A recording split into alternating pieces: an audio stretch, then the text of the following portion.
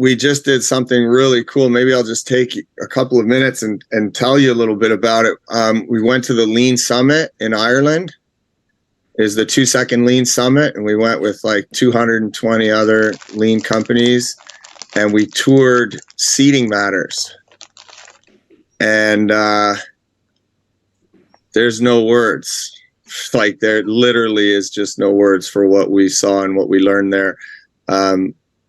If you could ever figure out how to get in there, I would 100% do it. Like, you could literally stop what you're doing today, book the most expensive plane ticket in the world, fly there, spend 3 hours in their factory, and fly home, and you will have changed your life.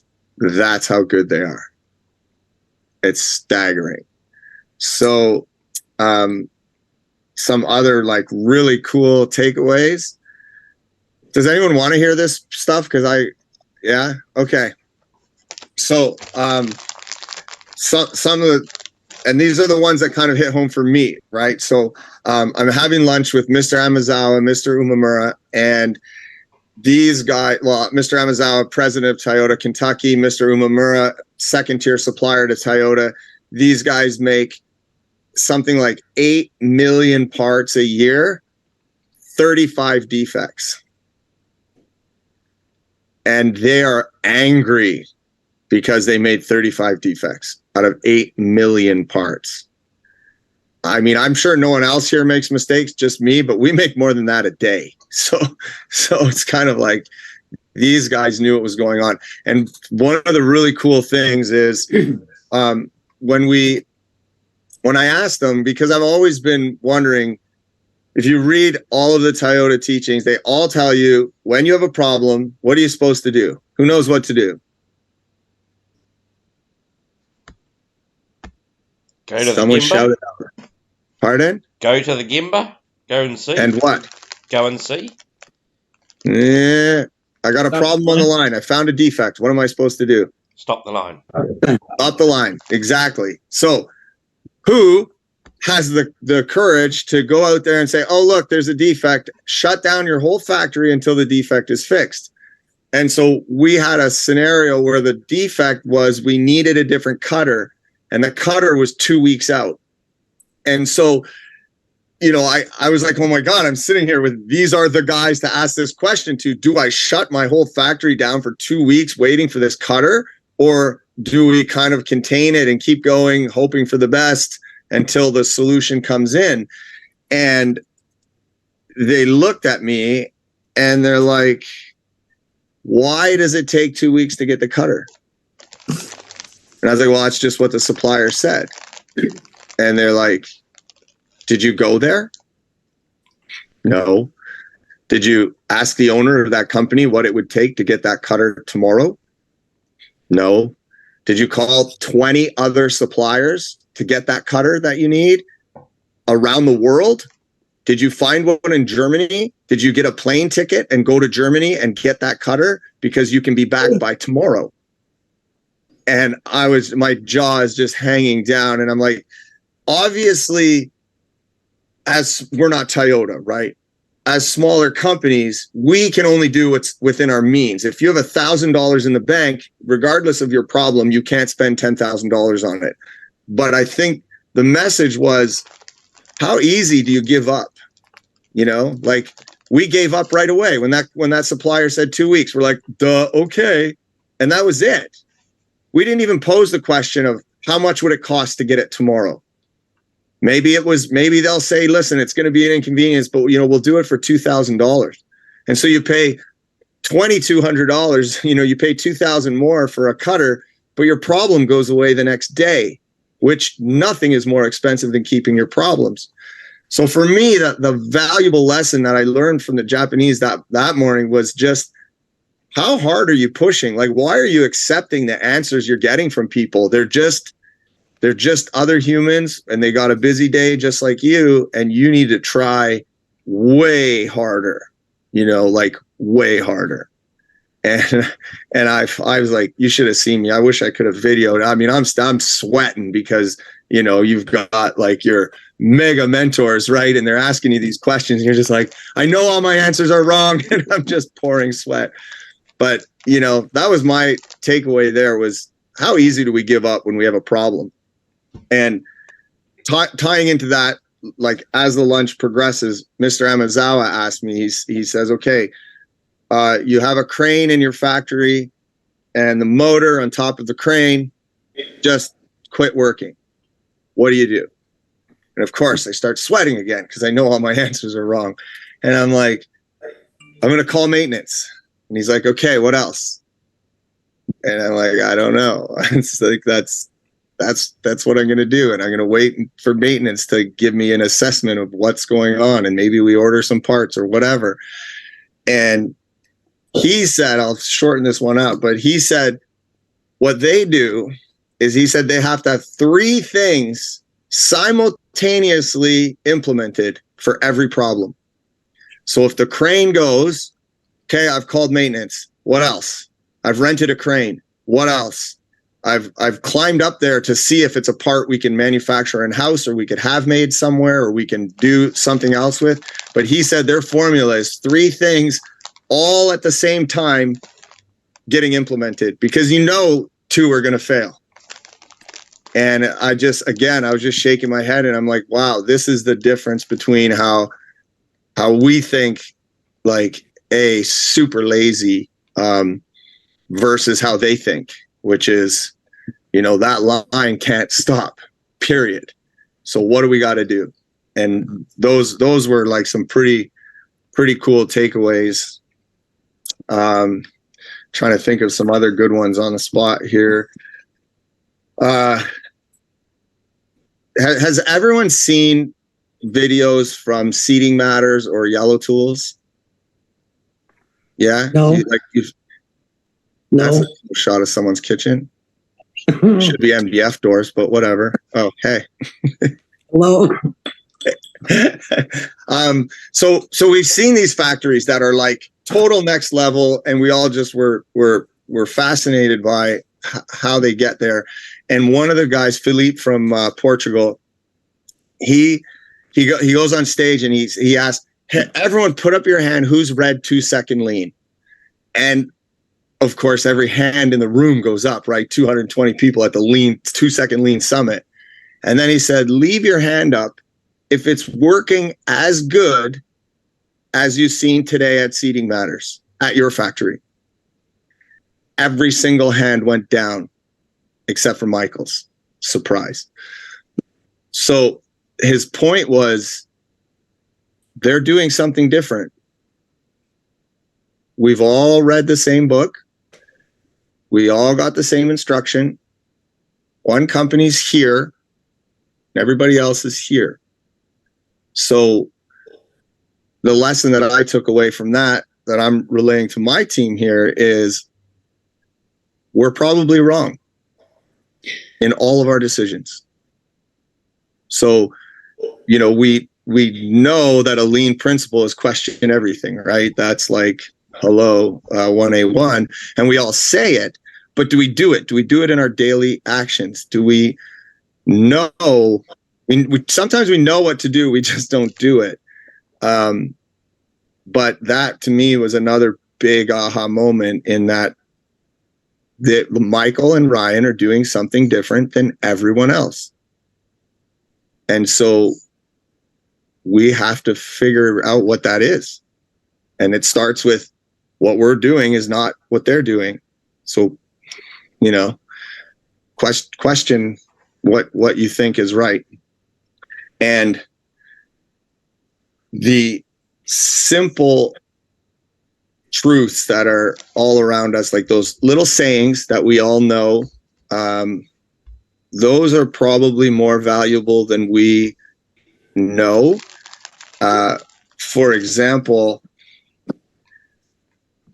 Mr. Umamura is on stage and he's talking, and then I ask a question. I said, at your company, how do you ensure an implementation project goes from start to finish? We're all really good at starting things. We get 3/4 of the way through, it sort of starts working, and then that's where you see it kind of taper off. And he looked at me like I was asking the dumbest question in the world. And he said, haven't you ever heard of PDCA? I'm like, yeah, of course I have. He goes, that's it. There's no, we're all reading 1,000 books a day, and we're hoping for that big complicated formula. That's the breakthrough formula. And I'm coming to realize I don't think it exists. I don't think it's complicated. I think everything is simple. We're not doing it. When you have something complicated, it's because you've complicated it. You're in a complicated situation. I'll ask, what's the plan? Oh, we didn't do that. Plan, do, check, act. Plan, do, check, act. Did you skip that simple formula? Yes. We skip a simple formula and we create immense complexity. And then we think we need some crazy thing to get us out of it when it's actually just simple. So trying to think of a couple other cool takeaways that I got from that. Well, while you're thinking about that, I just want to add one thing to that. So I come from the automotive industry, and we know exactly how much money it cost us in downtime internally and when we shut our customer down. And we're talking in terms of many thousands, if not hundreds of thousands of dollars. So we are forced to look at downtime at the level that Brad was just describing at Toyota. But unfortunately, when we get into the smaller factories, we don't think that way. And there's a lack of urgency and a lack of project oversight. When something goes down, it's like, I called someone, and then you move on with your day, but then you don't think about it for another day, and you've just lost 24 hours. So it's also a mindset of even if it's only going to cost you $600, we tend to push it off and push it off and push it off. Whereas when you're in a factory like an automotive factory, you can't. Every minute, single digits matter. So we just need to, I think, change the way we look at our downtime. Even if you're not going to put more parts out today, if you don't get on it, something else might break that day, and then it starts to cascade and become even worse. So that's just my 2 cents from the automotive side. Yeah, I couldn't agree more. I think to some level we would all look back and say, no, we're trying pretty hard. I think we try hard when we have a problem. But when I was getting grilled, I'll tell you, I didn't feel like we tried very hard. We just, yeah. Anyway, and maybe everyone's not in that boat, but that was just from my experience.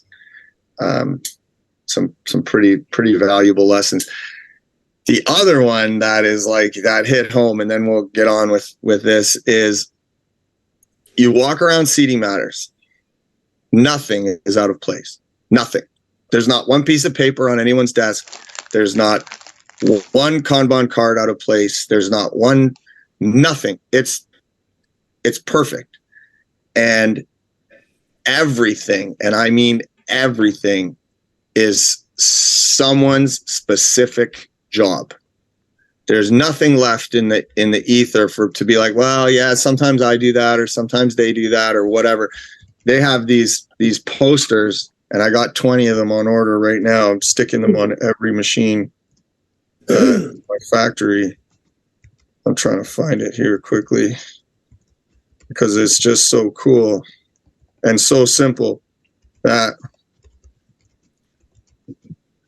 it says, I have taken total ownership of this equipment /area. And these signs were everywhere on everything. And someone's name was in that blank spot. And so, if you're John Smith and your name is on that forklift, do you think you're going to let the forklift get dirty? Like the forklift they had in their factory was probably like a 2000 model forklift that looked better than the day it came off the showroom floor. They stocked the paint colors of the forklift, so every time it got a scratch, they touched it up because it was someone's job. It's someone's job to do Kanban cards. It's someone's job to do SOPs. It's someone's job to make sure everyone in the shop is following standard. It's not just left to, yeah, we created a standard and hope people are following it. Everything was someone's specific job. And I thought that was pretty interesting, because we tend to want to be like inclusive, like, oh, everyone, we're going to teach everyone how to make a Kanban card. We're going to teach everyone how to do an SOP. And I think that couldn't be more backwards, especially if you want a standard. One person's going to make them the same every time. So that was a pretty cool takeaway too. And then from there we went to Yellow Tools. And at Yellow Tools, my number one takeaway was we tend to want to get everybody involved in improvements. Like, okay, everybody go make an improvement. If you need a shelf, build yourself a shelf, whatever. And I think in walking around and what I saw at Yellow Tools, everyone wasn't building their own shelves. Like, I'm sure we've all experienced someone making an improvement that's a little bit lackluster, and you're like, oh my God, like, look at that shelf that they screwed together and it's like barely hanging there. But they made it because we've inspired them to do it. But at Yellow Tools, it was pretty clear that the task was getting done by the person who was best at that task. So if I needed a shelf, but I didn't have the ability to build it, I wasn't just left to build it myself. I would just do a drawing and I would hand it off to someone, and then that thing would just appear the next day and be like, here it is, and it would be perfect. So having everyone run around making improvements, their own improvements, I think could be made one step better by including the team somehow, whether you have a training matrix like we have here or something that says, I'm good at these things. I can weld, I can build things, I can do electrical work, I can do this. And then you go to the person who's best at doing that thing. And then all your improvements kind of happen at a higher level.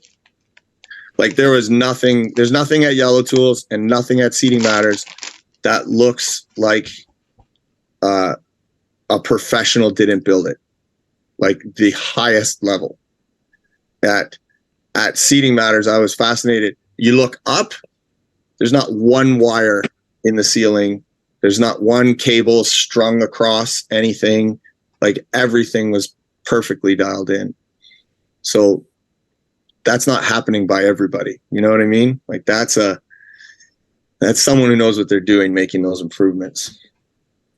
So anyway, those are my lean takeaways. I think I wrote about it in my article this month, so you can read it there. And then we did put a video on YouTube. So if you want to see those factories, just find that video, Google Lean Summit. And then all of the talks that we got to sit through, they videoed all of them, and they will all be available on YouTube at some point. So we'll make sure that we're firing those out as they come up, because they were really good.